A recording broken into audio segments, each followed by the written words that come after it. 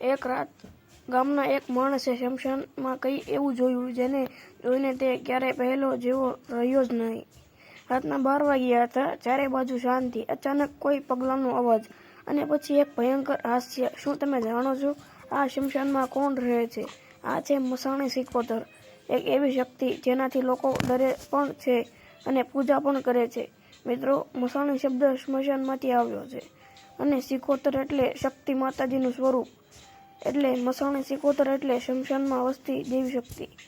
જૂના સમયમાં લોકો માનતા હતા કે શમશાનમાં એ માત્ર મૃતદેહનું સ્થાન નથી, પણ તે અદૃશ્ય શક્તિઓનું ઘર છે અને એ તમામ શક્તિઓ પર નિયંત્રણ રાખે છે. મસાણી સિકોતર આજથી ઘણા વર્ષો પહેલાં ગામડાઓમાં તાંત્રિક અને સાધુઓ રહેતા હતા. તેઓ શમશાનમાં સાધના કરતા કારણ કે ત્યાં શક્તિ વધારે હોય છે. એકવાર એક સાધુએ ઘણા વર્ષોની તપસ્યા પછી એક શક્તિશાળી દેવીને પ્રગટ કરી અને એ દેવી હતી મસાણી સિકોતર.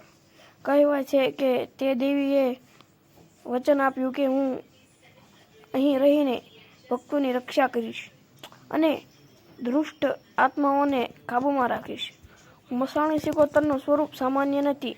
આખું શરીર રાખથી ઢંકાયેલું, આંખોમાં અગ્નિ જેવો તેજ, હાથમાં ત્રિશૂલ, આસપાસ ચિત્તાનો ધુમાડો. આવું સ્વરૂપ જોઈને કોઈ પણ માણસ ડરી જાય. પણ મિત્રો, આ સ્વરૂપ દુષ્ટ માટે છે, સચ્ચા ભક્ત માટે નહીં. લોકો મસાણી સિકોતરથી કેમ ડરે છે? કારણ કે તેનું નામ શમશાન સાથે જોડાયેલું છે. રાત્રે પૂજા થાય છે, તાંત્રિક વિધિઓમાં તેનો ઉલ્લેખ થાય છે. પણ હકીકત એ છે કે ડર આપણું મન બનાવે છે. શક્તિ તો માત્ર રક્ષણ માટે છે. એક ગામમાં એક માણસ હતો જેને આ બધું ખોટું લાગતું હતું. એક દિવસ તેણે કહ્યું, હું જઈશ શમશાનમાં અને જોઈશ કે શું છે. રાત્રે 12 વાગ્યે તે શમશાન ગયો. શરૂઆતમાં કંઈ ન થયું, પણ થોડા દિવસ પછી હવા જોરથી વહેવા લાગી.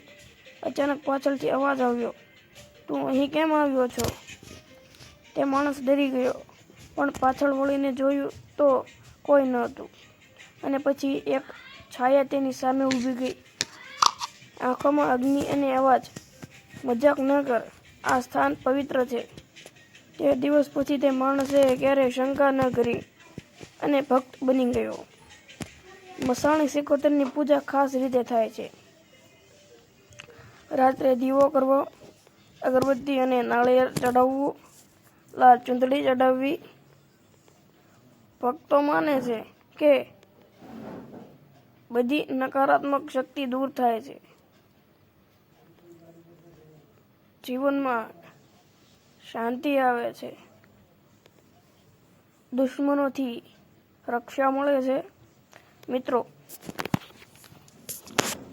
મસાણી સિકોતર કોઈ ભૂત નથી. આ એક દેવી શક્તિ છે જે ભક્તોને રક્ષા માટે છે. જો તમે સારા છો તો તમને ક્યારેય ડરાવવાની જરૂર નથી.